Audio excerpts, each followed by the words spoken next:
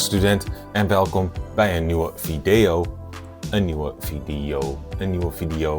We gaan vandaag oefenen met één woordje en dat woordje is bij. Dus kom bij mij en studeer mee. Bij is een woord dat jij misschien veel hoort, maar hoe gebruik je het? Dat gaan wij vandaag studeren. Je kunt bij gebruiken voor een plaats. Een paar voorbeelden hiervan. Ik ben nu bij het station. Ze staat bij de deur. Ze zitten bij het raam. En Marieke is bij haar vader thuis. Dus wat betekent bij? Bij betekent niet ver van een plaats. Je kunt ook zeggen, bijvoorbeeld, de kat zit naast de doos. De kat zit voor de doos. De kat zit achter de doos. Of de kat zit tussen de dozen. Dat zijn allemaal plaatsen, maar de kat is niet ver van de doos. Dus voor al deze plaatjes kun jij ook zeggen, de kat zit bij de doos. Dat kan ook. Maar tussen, achter, voor, naast, dit is heel duidelijk, heel specifiek. Bij is niet duidelijk, niet specifiek. Het betekent alleen niet ver. Ik ben bij het tankstation. Waar ben jij? Ja, ik ben bij het tankstation. Waarom zeg ik dat? Waarom zeg ik ben bij het tankstation in deze situatie? Ik ben aan de telefoon.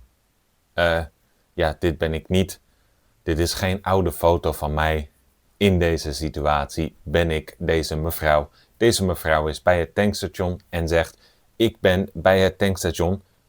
Een vriend of vriendin is aan de andere kant van de lijn en vraagt, waar ben jij? Nu, is het belangrijk of deze vrouw naast, voor of achter het tankstation is? Nee, want de andere persoon is aan de telefoon en die wil ongeveer weten waar zij is. Dus zij is bij het tankstation.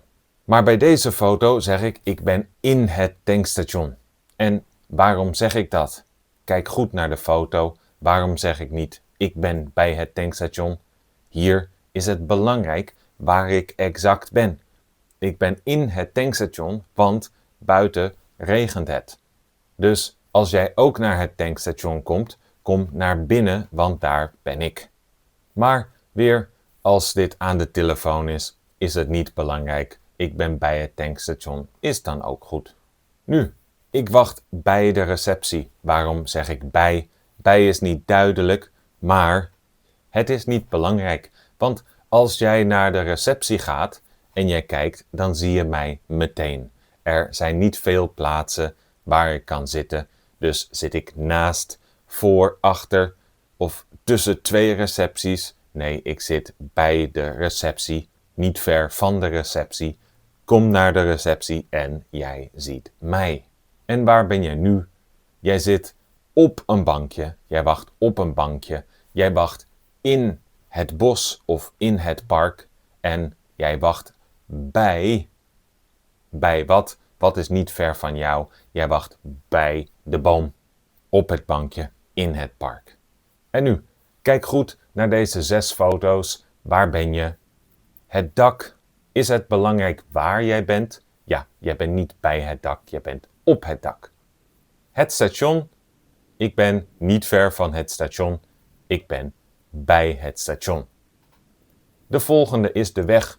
Ik kan zeggen, ik zit aan de weg of ik zit naast de weg. Maar dat is niet heel belangrijk. Het is ook een beetje logisch. Als jij daar rijdt in je auto, zie je mij. Ik ben bij de weg. Nu, spoor 6. Ik ben bij spoor 6. Ja, want op de spoor rijdt de trein. Daar ga ik niet op. Ik ben erbij. Ik ben niet ver van spoor 6. De volgende de volgende foto. Ik ben onder de auto. Dat is wel belangrijke informatie, want als jij dat niet weet, dan kun je mij niet vinden. En ik wacht. Waar wacht ik? Is het belangrijk of ik voor, achter, naast de telefoon ben? Nee, dat is niet belangrijk. Ik ben bij de telefoon. Ik wacht niet ver van de telefoon, want iemand gaat mij bellen. Een paar werkwoorden nu. Als jij deze werkwoorden niet kent, wil jij ze misschien even opzoeken. Ik zal je vertellen wat dit allemaal betekent, maar deze woorden gaan vaak samen met bij. Het is een combinatie die jij veel ziet. Horen bij iets betekent niet zonder elkaar kunnen. Ze moeten samen. Nederlanders vinden dat mayonaise hoort bij friet en niet ketchup. Dat moet samen. Als iets bij iets past, dan moet het niet samen, maar het is wel een goede combinatie. Bij horen, dan moet het eigenlijk. Bij passen, dan gaat het goed samen. Bijvoorbeeld als ik zeg, mijn grijze t-shirt past goed bij mijn zwarte broek. Dat moet niet samen, maar het past wel goed bij elkaar. Langsgaan bij iemand. Langsgaan betekent even kort bezoeken.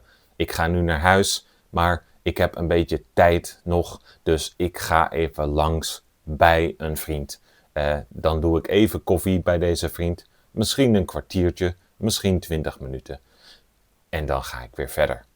Aankomen betekent arriveren, komen op een plaats waar je naartoe gaat. De trein komt aan bij het station, ik kom aan bij het hotel enzovoorts. Als jij iets bestelt bij een winkel of bij iemand, dan vraag je iemand om dit te brengen omdat jij het koopt. Ik bestel bijvoorbeeld een pizza bij een restaurant of ik bestel een nieuw boek bij een winkel.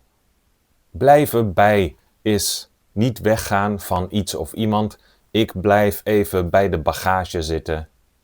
Suzanne blijft bij haar ouders slapen. En zetten bij. Zetten betekent iets plaatsen dat verticaal is. Ik zet dit bij het koffiezetapparaat. Waarom niet? Inschrijven bij betekent aanmelden bij.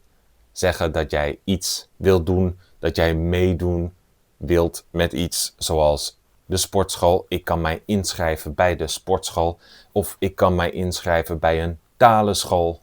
Je kunt je niet inschrijven bij mijn YouTube kanaal, maar je kan je wel abonneren bij mij. Doe dat alsjeblieft. En zitten bij is eigenlijk heel simpel. Ik zit bij mijn computer. Dat begrijp je wel. Maar laten we nu even gaan kijken of jij het goede antwoord kan geven. Welk werkwoord moet er in deze zin? De zin is, bij welk restaurant zullen wij eten? Bij welk restaurant zullen wij dat bestellen? Je bestelt iets bij een restaurant. En hoe laat zullen we bij het hotel? Wat doe je bij het hotel als jij arriveert? Aankomen. Hoe laat zullen wij aankomen bij het hotel? Hoe laat kun jij nog bij een vriendin? Wat doe jij bij een vriendin? Misschien laat in de avond, misschien om 8 uur, om 9 uur. Kun jij dan nog langsgaan bij een vriendin? Of is dat te laat? En als iemand helpt met verhuizen, dan zeg jij die dozen maar bij de bank. De dozen maar bij de bank. Wat moet iemand doen? Iemand zet de dozen bij de bank. Zet de dozen maar bij de bank. En 2 kledingstukken, de laarzen en de jurk. Wat doen die goed? Die matchen goed. Maar wat zeggen wij in het Nederlands? De laarzen passen goed bij de jurk. En ze gaat vanavond niet weg. Ze is nu bij een vriendin. Ze gaat vanavond niet weg. Ze blijft vanavond bij een vriendin slapen. En deze is makkelijk, want wat doet de hond? De hond zit bij zijn baasje. Of de honden zitten bij hun baasje eigenlijk. Ik zie dat het 2 honden zijn. Deze rode appel mag niet in deze bak. Het is niet de goede bak hiervoor. Dus wat zeg ik? Hij past niet in de bak. Dat kan, maar het is strikter hier. Hij mag hier niet in, dus hij hoort niet in deze bak. Hij hoort in de andere bak. En als jij wilt sporten in de sportschool, wat moet jij dan doen? Dan zeg je, ik ga me inschrijven bij de sportschool. Dus nu heb jij verschillende manieren gezien om bij te gebruiken. Het kan voor een plaats maar we gebruiken bij ook vaak bij vaste werkwoorden. Wil je nog even oefenen? Dat kan op de Kahoot. Ga daar even oefenen. Ik hoop dat je iets geleerd hebt. En zo niet, dan volgende week beter, want volgende week weer een nieuwe video. Tot dan. Doei!